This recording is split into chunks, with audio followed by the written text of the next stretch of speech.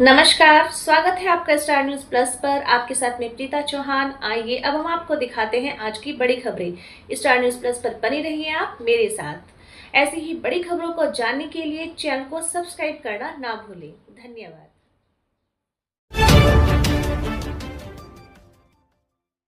तो हरिका होई और यही परंपरा आगे बढ़ती है। तो संत रविदास जी ने उस समय इस बात को कहा था कि ऐसा चाहूं राज में जहां मिले सबन को अन्न, छोट बड़ो सम बसे, रविदास रहे प्रसन्न। बहनों और भाइयों, कितनी दिव्य वाणी है, कितनी दिव्य वाणी है सदगुरु रविदास जी महाराज की। उन्होंने कहा यह रविदास तब प्रसन्न रहेगा जब बिना भेदभाव के सबको समान रूप से अधिकार मिलेगा, सबको अन्न मिलेगा।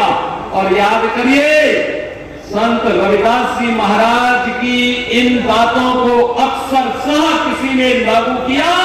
भारत के प्रधानमंत्री मोदी जी ने प्रधानमंत्री गरीब कल्याण अन्न योजना के माध्यम से भारत के 81 करोड़ लोगों को 81 करोड़ लोगों को कोरोना जैसी महामारी से लेकर के अब तक लगातार अन्न का वितरण कराया जा रहा है। यह होती है संतों की प्रेरणा।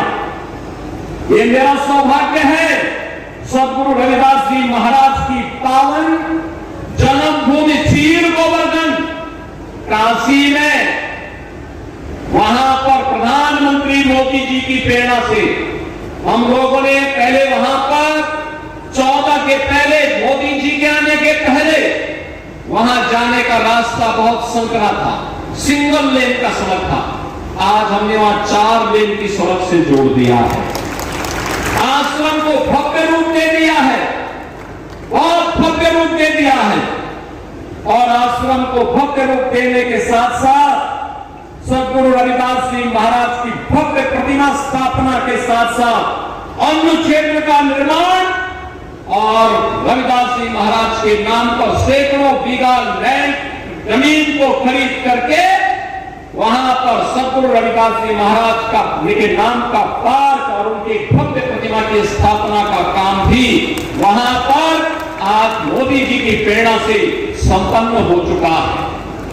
बहनों भाइयों, इन दिव्य संतों ने समाज को एक राह दिखाई और वह राह एकता की राह है।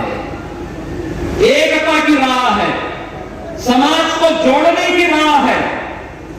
वह राह जो कोई किराना और कांधना की घटना नहीं होने देती है। ये वही राह है जो हमें सुरक्षा की गारंटी भी देती है, हमारा संरक्षण की गारंटी भी देती है, हमारे उत्थान का मार्ग भी प्रशस्त करती है और सम और विषम परिस्थितियों में हमें लड़ने की भी प्रेरणा प्रदान करती है। और यही तो कार्य सदगुरु रविदास जी महाराज की प्रेरणा को आगे बढ़ाने का काम किया है। इस सुख तीर्थ में संत स्वामी ज्ञान भिक्षुदास जी महाराज ने, एक दिव्य संत थे।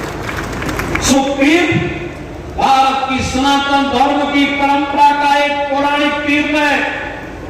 आज से नहीं, ये भागवत भूमि है। 5000 वर्ष पहले सुखदेव जी महाराज ने राजा परीक्षित को पहली भागवत की कथा इसी धाम पे सुना करके उन्हें मुक्ति का मार्ग प्रशस्त करने के लिए जीवन में भक्ति का, ज्ञान का और मुक्ति का क्या महत्व हो सकता है, इसकी प्रेरणा इसी पावन धाम में कराया था।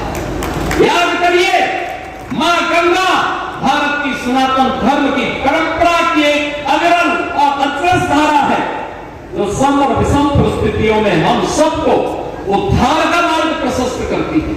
हम कैसे मां गंगा को भूल सकते हैं? हम कैसे सुख तीर्थ को भूल सकते हैं? और याद करिए, ये 5000 साल पहले इसी तीर्थ में ये सब घटनाक्रम घटित होता है। दुनिया के अंदर कोई मत, मजहब, संप्रदाय तो बताएं कि 5000 साल का इतिहास कितने लोगों का है, कितने लोगों का है।